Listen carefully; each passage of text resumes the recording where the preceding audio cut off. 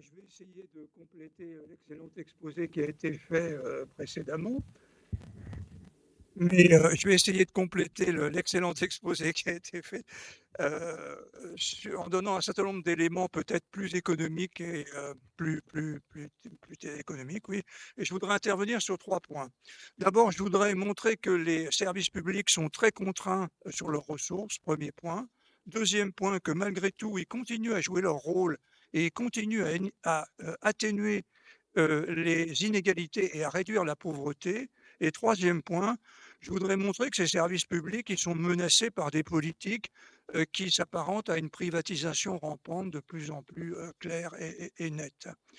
Alors en fait, les services publics qu'on appelle de réseau, c'est-à-dire type Poste, Gaz de France, etc., EDF, ils ont déjà subi un impact très fort de la privatisation.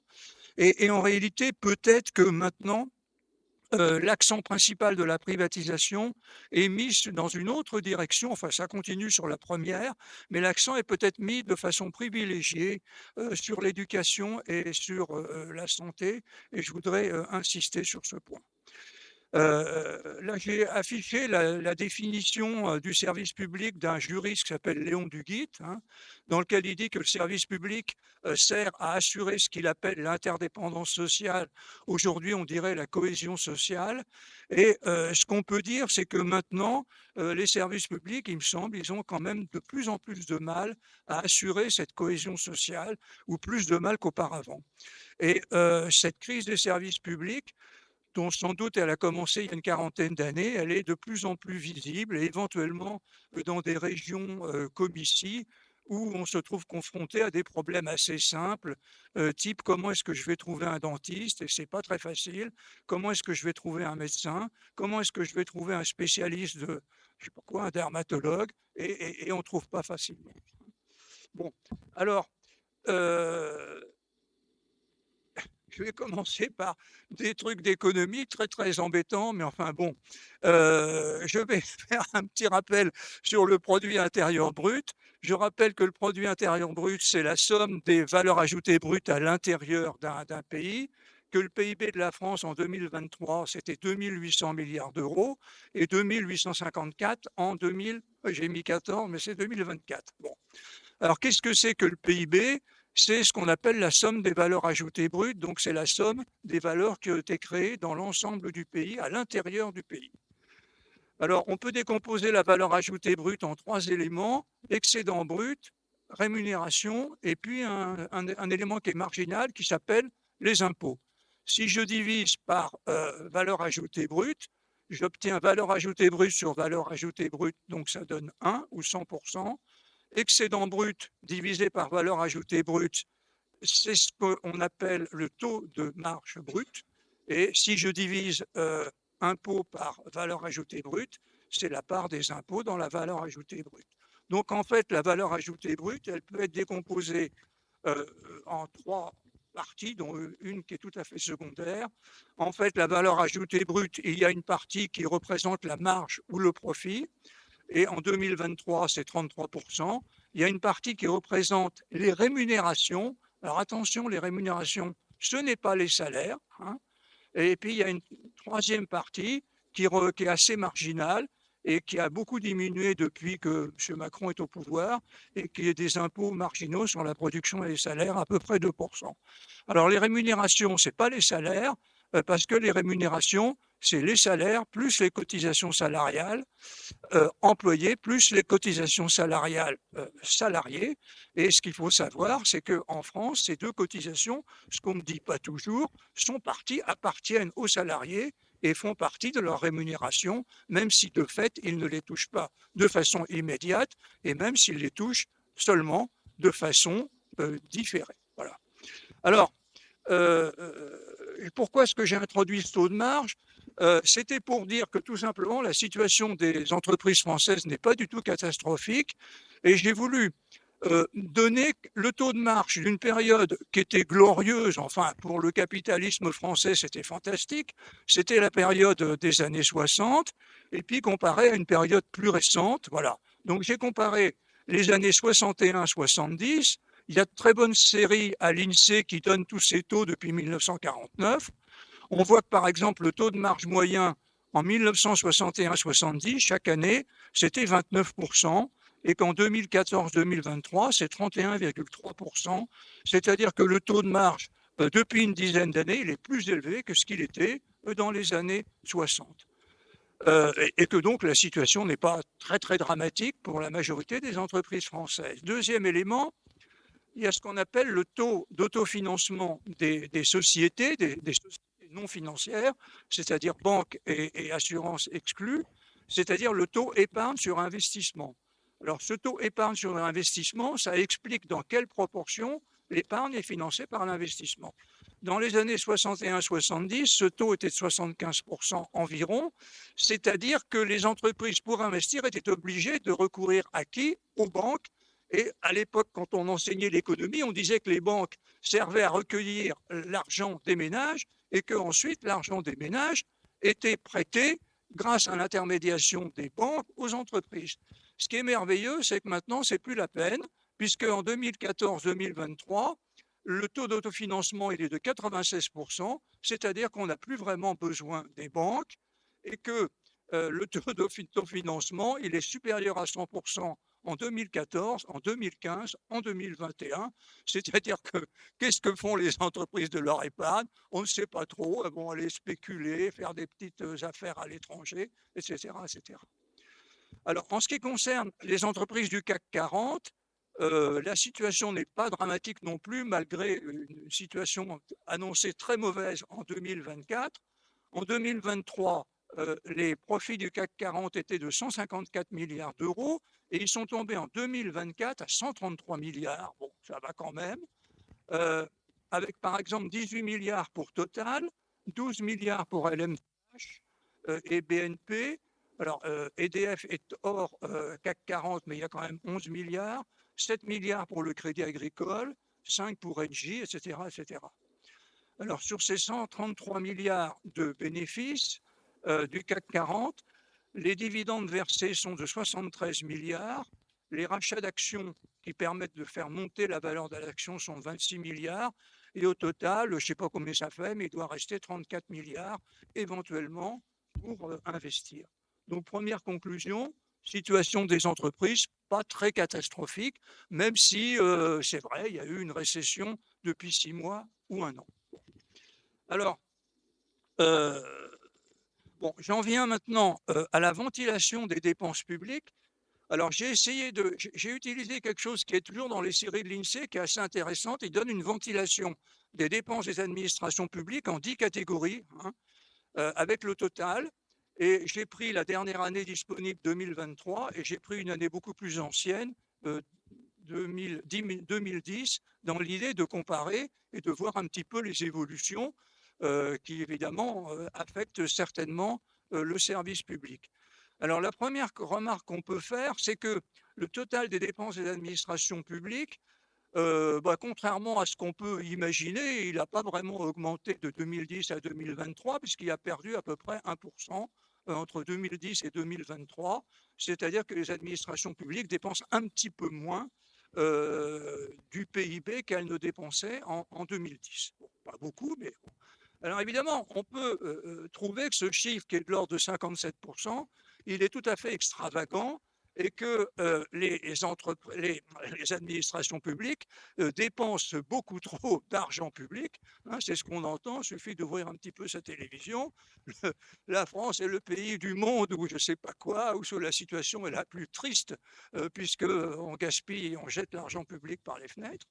Bon, alors, je pense qu'il faut rappeler que quand même, il y a eu des choix qui ont été faits par la France vers 1945, peut-être pour mettre aussi fin à la période Pétain, qui ont été des choix qui ont été faits par le Conseil national de la résistance, qui étaient des choix de faire en sorte que les services publics soient très développés, ceux de l'éducation nationale et aussi ceux de la santé, avec la création de la sécurité sociale qui n'a jamais pu être supprimée et subsiste jusqu'à aujourd'hui, très heureusement.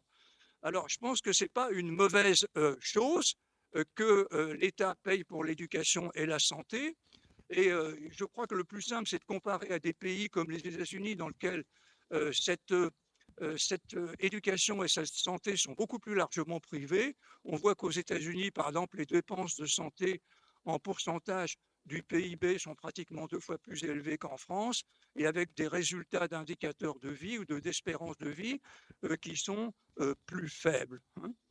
Bon, alors, évidemment, donc je pense que c'est une voie qui est efficace et qu'il faut poursuivre dans cette voie. Alors, les services de réseau ont été extrêmement grignotés depuis une quarantaine d'années.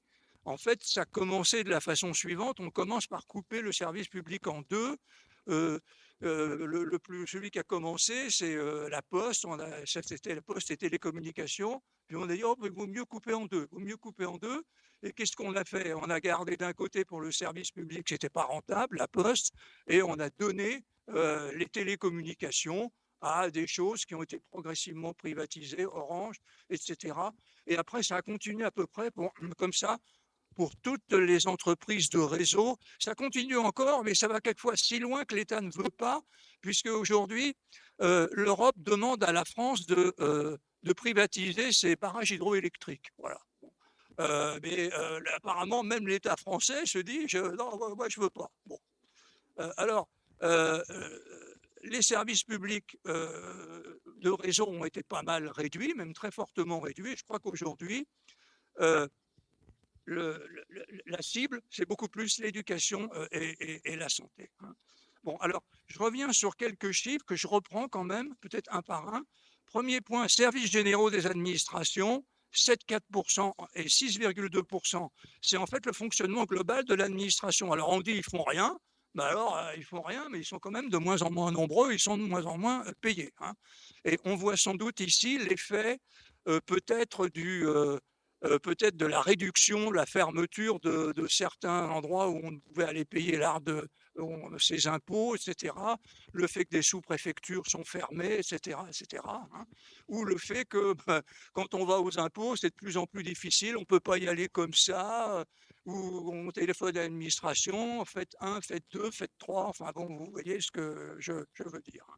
Bon, en tout cas, les dépenses de l'administration n'augmentent pas en pourcentage du PIB, elles se sont même très fortement réduites.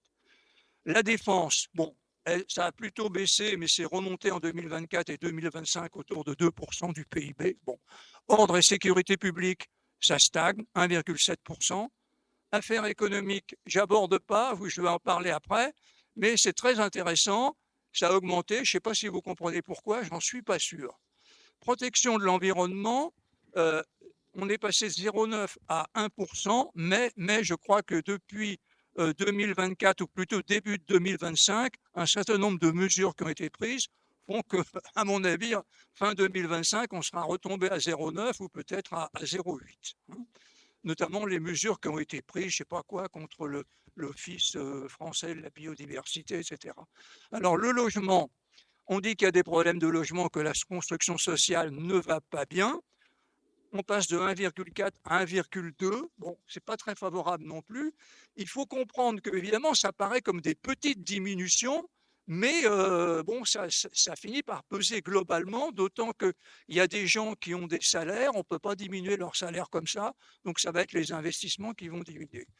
Loisirs, culture et culte, ça diminue un peu aussi. Bon, il y a quand même des loisirs qui sont assez intéressants, qui sont pas mal soutenus par euh, les, les municipalités, hein. Par exemple, je parle des piscines. Euh, j'ai déjà été à la piscine de Neuville, qui est très bien ici. Je vais par ailleurs, sinon, à la piscine de la Ganterie, hein, qui est un bassin nordique de 50 mètres qui est extrêmement bien. Il faut se rendre compte que ça représente un nombre de services à la population qui sont tout à fait considérables, hein. La Ganterie, ça ouvre à 7h30 du matin, ça ferme, je ne sais pas à quelle heure ça ferme, mais je crois à 9h30 du soir.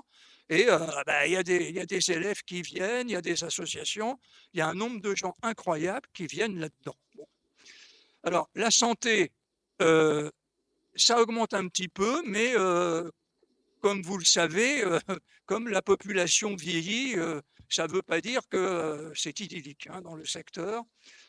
Alors l'enseignement, c'est vraiment important comme diminution, puisqu'on passe de 5,5% du PIB à 5%, hein, dans une période où en même temps, normalement, il y a eu une massification de l'enseignement secondaire et une augmentation très forte dans l'enseignement supérieur. Donc en fait, diminuer de 10% en pourcentage du PIB, parce que 5,5 à 5, c'est ça, ben, ça signifie qu'il y a des contraintes extrêmement fortes.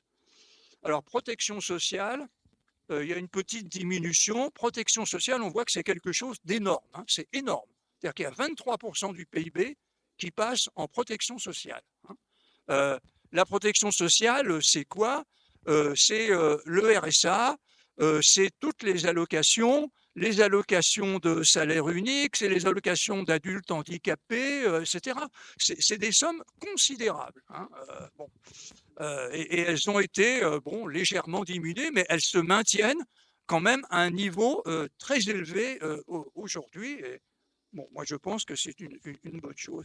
Alors, il reste à expliquer, je reviens là-dessus, les affaires économiques. Alors, les affaires économiques se portent extrêmement bien. C'est-à-dire qu'elles sont passées de 5,3 à 6,3% du PIB. Alors, qu'est-ce que c'est que cette affaire-là, hein? Bon. Alors, il y a quelque chose qui n'est pas là-dedans, j'ai oublié de dire précédemment, les entreprises se portent bien, mais elles se portent bien aussi parce que l'imposition des sociétés a été progressivement baissée, hein. Moi, quand j'étais étudiant, on apprenait que lorsqu'une entreprise avait un profit de 100, l'État prenait 50, et donc le résultat avant impôt était de 100, et après impôt, il était de 50. À partir de 1986, avec M. Balladur, ça a progressivement baissé par étapes, la libéralisation de l'économie, hein. Et puis, on est arrivé à 42, et puis, lorsque M. Macron est arrivé au pouvoir, on arrive à 33,3, et M. Macron, maintenant, est arrivé en 2022 à 25%, hein. Ce n'est pas du tout la même chose, un taux d'impôt de 50 et un taux d'impôt de 25. Bon, alors, j'en reviens maintenant à mes affaires économiques. Alors, qu'est-ce que c'est que cette affaire économique qui monte? Alors là, il y a beaucoup de... Alors là, bon, alors c'est assez intéressant, c'est que, c'est qu'en réalité, l'État est utilisé maintenant de façon nouvelle pour subventionner les entreprises. Alors ça, c'est une très grande nouveauté.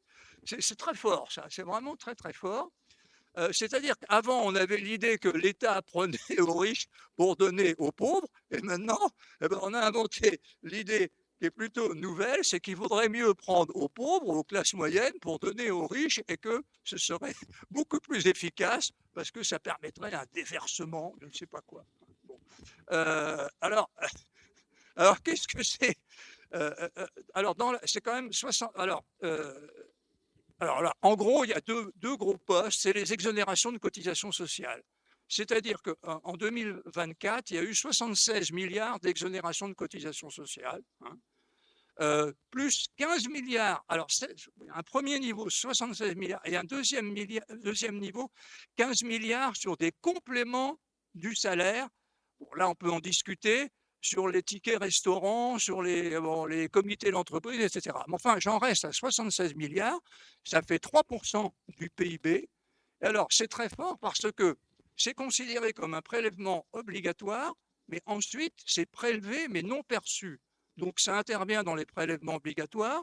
Et ensuite, c'est non perçu par les entreprises, hein. Donc, en fait, c'est considéré comme une affaire économique. Voilà. Voilà. Bon. Alors, en fait, ce qui se passe, c'est que les entreprises reçoivent de plus en plus de cadeaux.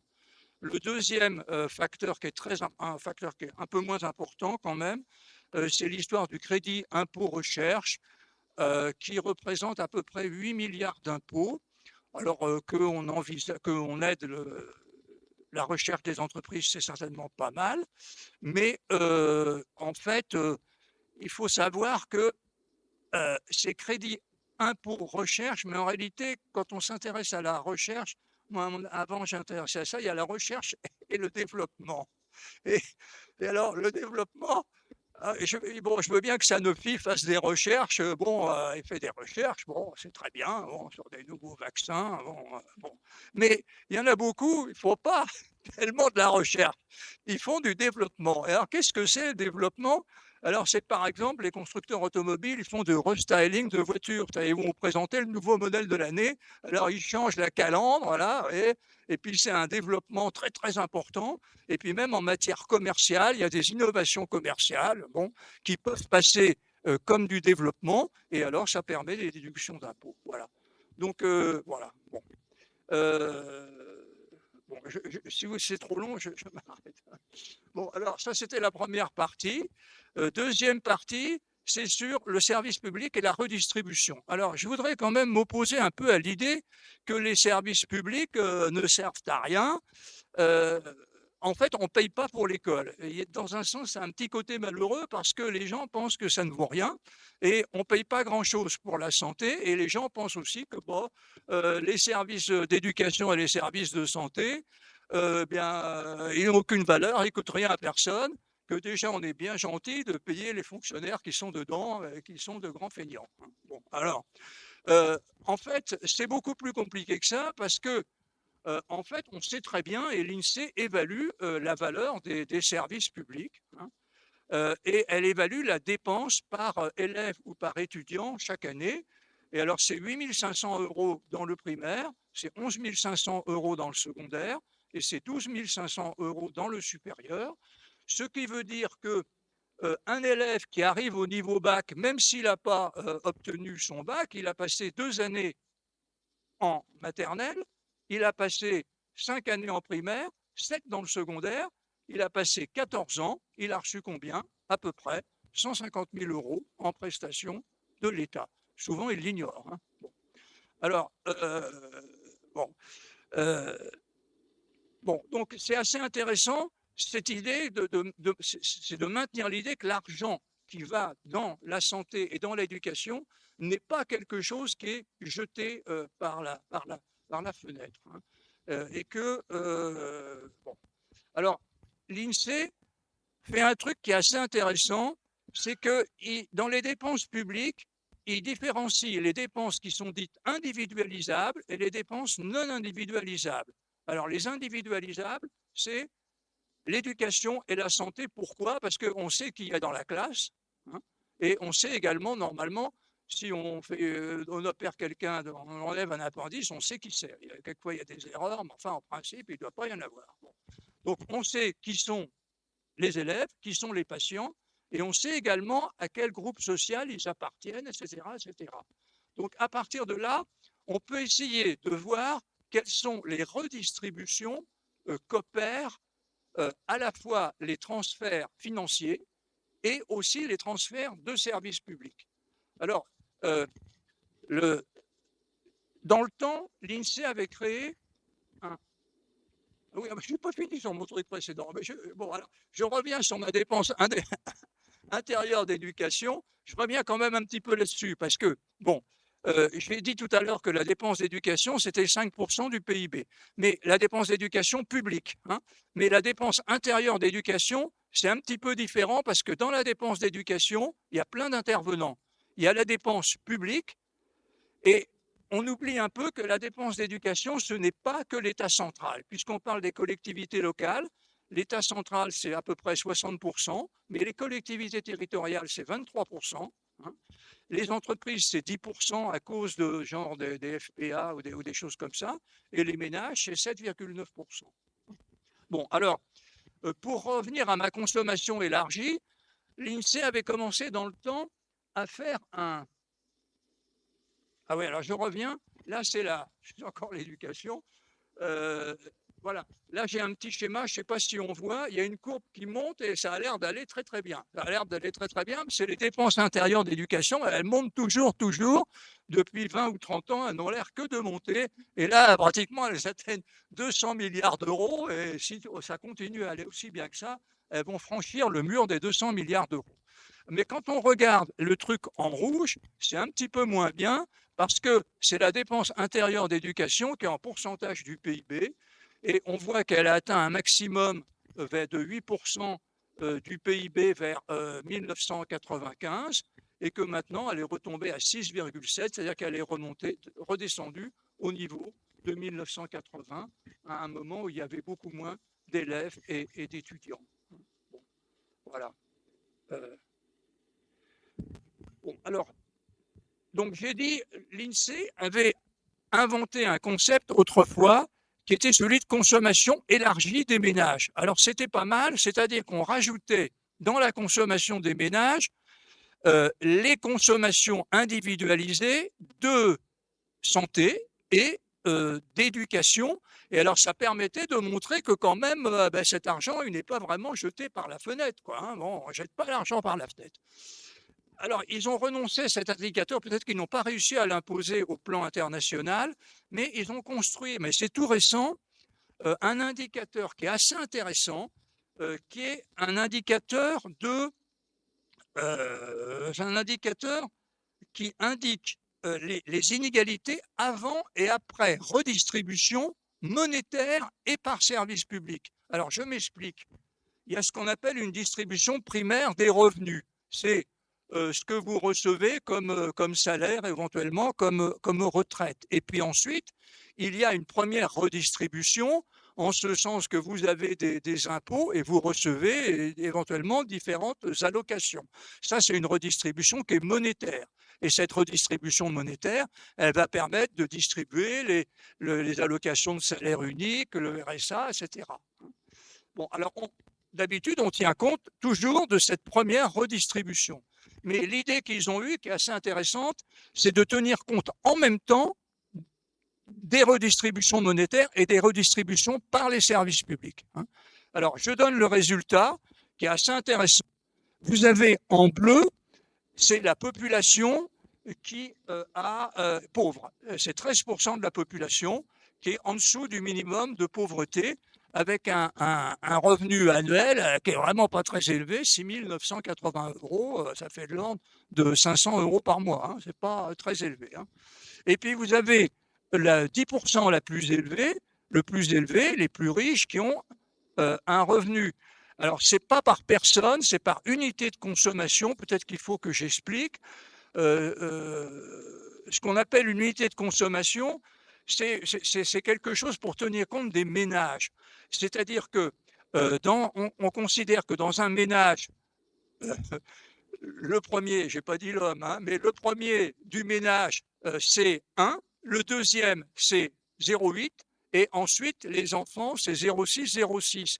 Donc, ça permet, l'idée, c'est que un ménage de 5 personnes ne dépense pas autant que 5 personnes toutes seules.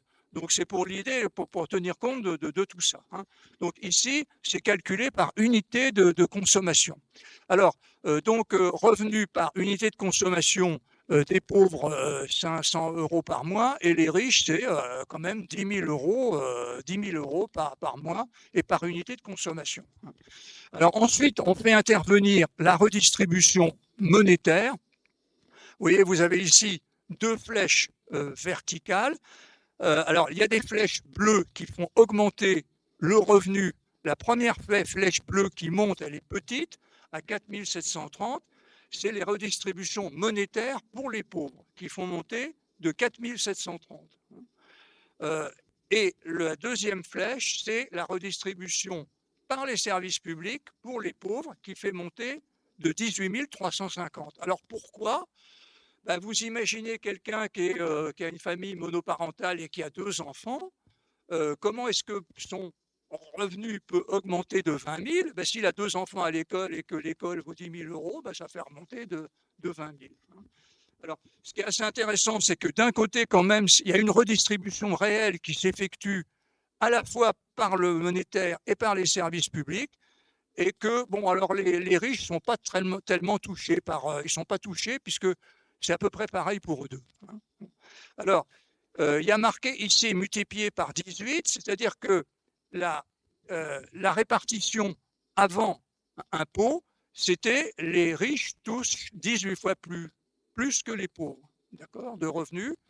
Et après redistribution, c'est 78 000 et 25 000, c'est-à-dire qu'ils ne touchent plus que 25 000. Et bon, voilà. Donc, tout simplement, il y a quand même une redistribution qui est efficace, à la fois monétaire et aussi par les services publics. Et donc, finalement, Dans l'étude, ils disent qu'à 57%, la redistribution élargie, elle augmente le revenu de 57% des personnes en France. Donc, ce n'est pas du tout négligeable. Voilà. Et donc, ça montre qu'au-delà de ce qu'on appelle les services publics particuliers, il y a finalement un effet global du service public, hein, par la redistribution. Bon, je me suis peut-être beaucoup trop long. Alors, j'en viens à la dernière partie. C'est finalement l'idée que les services publics sont quand même très, très affaiblis de l'intérieur. Hein. Bon, alors, je vais parler un petit peu de l'école et puis ensuite de l'éducation. La part des écoles privées sous contrat, c'est en 2022 13% des effectifs dans le primaire, mais c'est 21% dans le secondaire. Ça augmente, hein, ça augmente légèrement. Dans les académies, pour des raisons que vous comprenez, voisines de Rennes et de Nantes, on est à 40%. Et il y a un site qui est assez intéressant qui s'appelle Nos services publics, qui note que dans les collèges privés sous contrat, les taux d'élèves issus de familles aisées est passé entre 2023 et 2021 de 29 à 40%, et que celui des familles défavorisées est passé de 27 à 19, avec, dit le rapport, une ségrégation sociale croissante. Un autre rapport parlementaire, qui est, je crois, celui de 2024, Vanier et puis un autre, il montre que les moyens d'enseignement par élève attribués par l'État sont parfois supérieurs, tout au moins à Paris. Ils n'ont pas de chiffres, je crois, pour toute la France. Ils sont supérieurs à Paris, les moyens donnés par l'État sont supérieurs à Paris dans les lycées privés, en particulier Stanislas, l'école alsacienne et Saint-Jean-de-Passy, à l'argent qui est donné par l'État aux lycées généraux publics. Donc là, on a une redistribution qui est à l'envers. Hein, on a une redistribution qui est à l'envers. Bon, voilà. Alors, en ce qui concerne l'éducation, l'enseignement supérieur, eh bien, le rapport, là, toujours nos services publics, il dit qu'il y a une ubérisation de l'enseignement supérieur avec 167 000 vacataires qui font 25% des heures d'enseignement aujourd'hui. Et surtout, l'enseignement supérieur privé a énormément augmenté et il représente en 2024 26% des effectifs de l'enseignement supérieur, alors qu'il ne représentait que 14% en 2010. Donc, il augmente à une vitesse très, très rapide. Alors, on peut citer en particulier le rôle du groupe Galileo. Je ne sais pas si vous connaissez. Hein. Vous connaissez peut-être pas, mais il est très actif et quelquefois on ne sait pas que c'est Galileo. C'est-à-dire que c'est un groupe qui a racheté beaucoup d'écoles, et donc certaines, il y avait le cours Florent, il y a beaucoup de gens qui sont comédiens, on leur dit où est-ce que vous avez été formé? Ah, j'étais formé au cours Florent, c'était formidable. Alors Galileo a racheté ce groupe et puis des dizaines, des centaines d'autres groupes. Et maintenant, Galileo, il a 200 000 étudiants. 200 000 étudiants, dont 100 000 en France. Hein. Bon, voilà. Alors, en fait, sa méthode, c'est qu'il augmente très fortement les tarifs, il bourre les classes. Il y a eu récemment toute une série de rapports dans Mediapart, Libération, Le Monde sur Galileo. Hein. Et cerise sur le gâteau,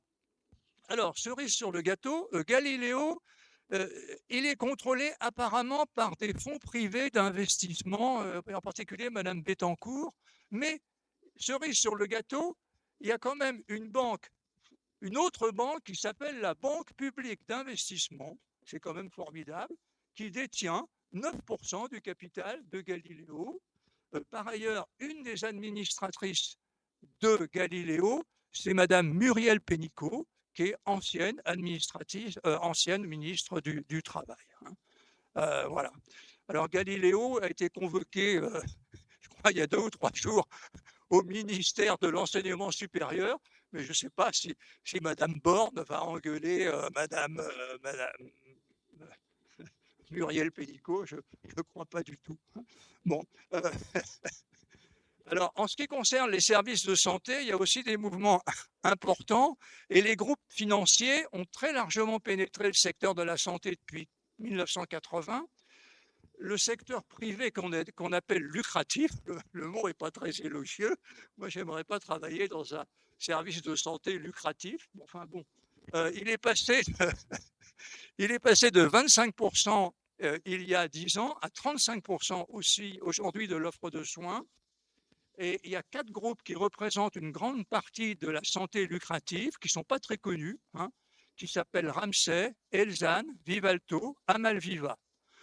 Par ailleurs, il y a 6 groupes de laboratoires qui contrôlent la biologie médicale sur le territoire, et ces 6 groupes contrôlent 62% des sites. Quand vous allez faire des analyses de sang de temps en temps, c'est presque tout c'est du privé, hein, et voilà. Bon. Alors, euh, alors, l'idée générale de ces groupes, c'est de transformer un patient d'un service public en un client d'un service marchand. Hein.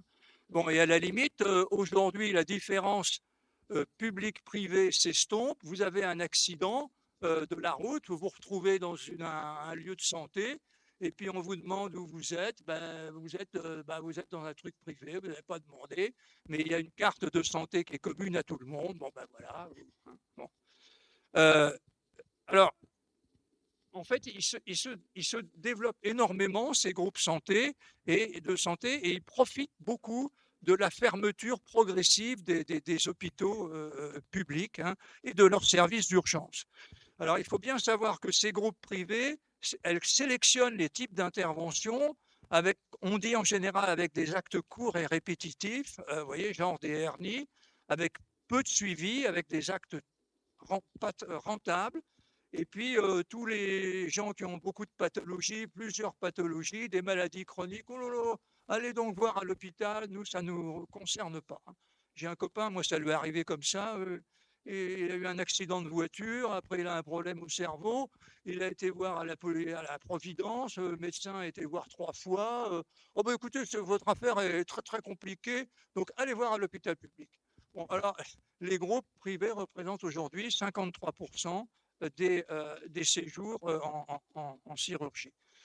Alors, les groupes de santé s'intéressent aussi aux EHPAD, comme vous le savez. Hein. Il y a eu l'affaire l'année dernière, ou il y a 2 ans, de Orpea. Hein.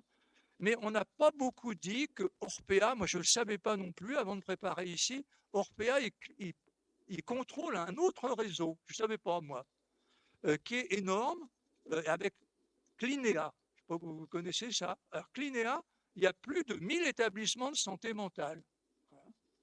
Et au moment où il y a eu l'affaire Orpea, on n'a pas parlé.